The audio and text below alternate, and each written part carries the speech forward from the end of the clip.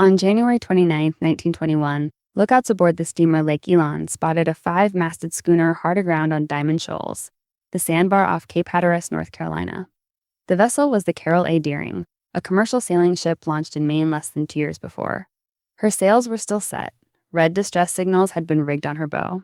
When seas finally permitted a Coast Guard boarding party to reach her on February 4th, they found food left mid-preparation in the galley, crew quarters in disarray, and the ship otherwise structurally sound. Her anchors were in the water, their chains running out over the bow. Her lifeboats were missing. Of the 11 men last recorded aboard when she departed Barbados weeks earlier, there was no sign.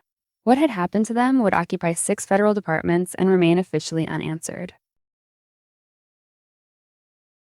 The Carroll Deering was built out of Bath, Maine, shipyard and launched in April 1919. She was a 5-masted commercial schooner measuring approximately 255 feet in length and registering over 1,800 gross tons. Her owner was the G.G. Deering Company of Portland, Maine, and she was named for Carroll Deering, the son of company Principal William Deering.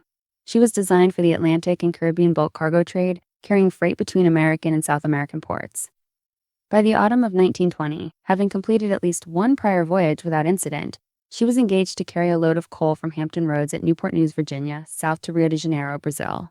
It was a standard commercial run along a heavily used route, and the ship was fully provisioned and crewed for the passage. Commanding the Deering was Captain Willis B. Wormel, an experienced mariner from Maine who had spent most of his life at sea and was in his mid-60s at the time.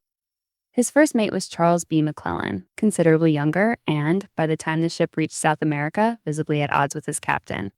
The Deering arrived in Rio de Janeiro in early December 1920, discharged her coal, and took on ballast for the return voyage north. While in port, Wormel reportedly confided in a fellow captain that he was having serious trouble with McClellan and feared losing control of his crew. This conversation was relayed to federal investigators months later.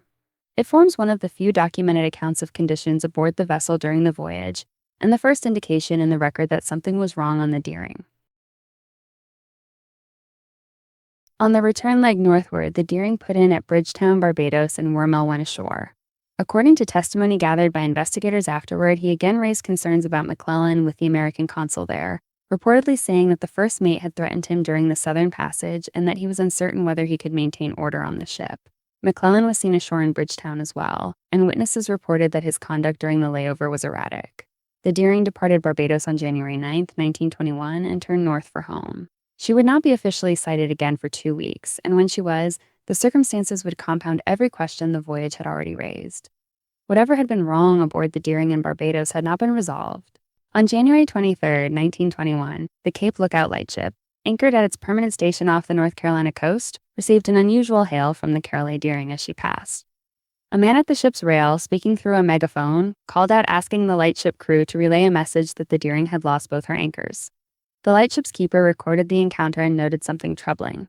The man who had called out did not appear to be a ship's officer. His position on deck and his manner were not consistent with a command role. A steamer passing nearby prevented the lightship from transmitting the Deering's message by radio at that moment. By the time the radio channel was clear, the Deering had moved on. The keeper's log entry survived.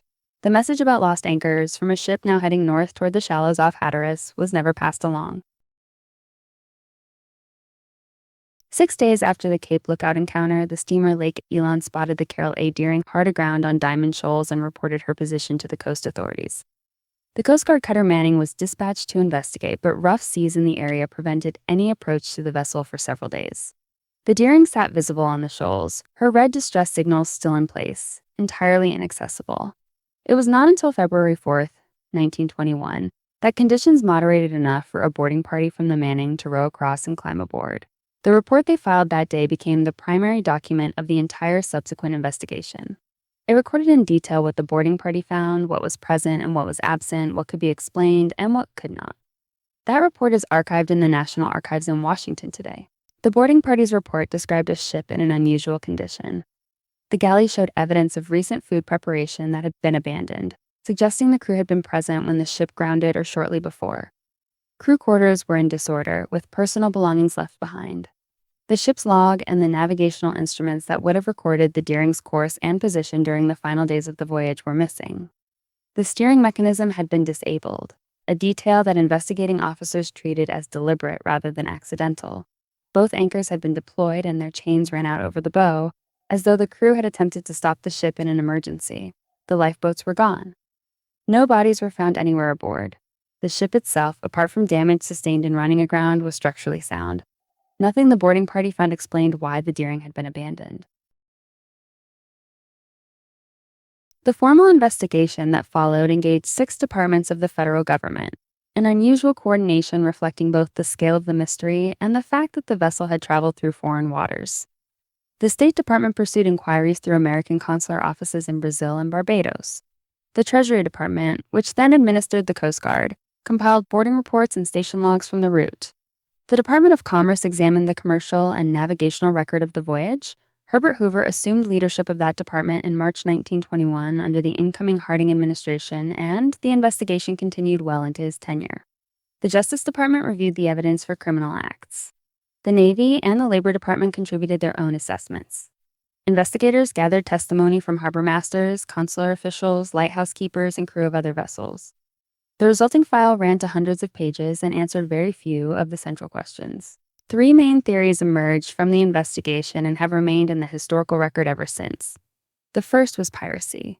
The Deering disappeared during the early years of Prohibition, when rum running operations were active along the American Atlantic coast, and some investigators believed a criminal boarding party had seized the ship and disposed of the crew. The second was mutiny.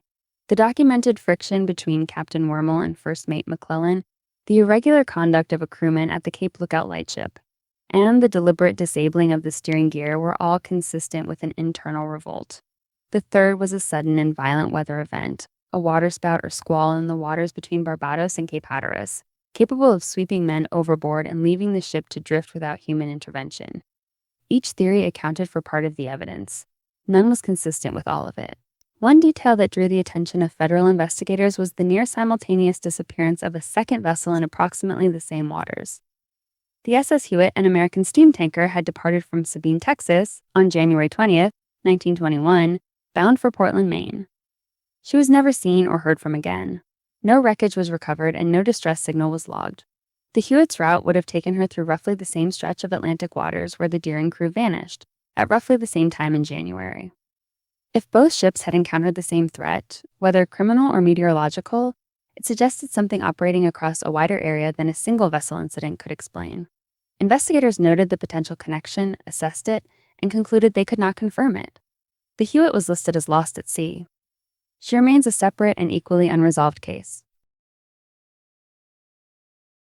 By mid-1921, the federal investigation had produced no definitive finding on the cause of the crew's disappearance.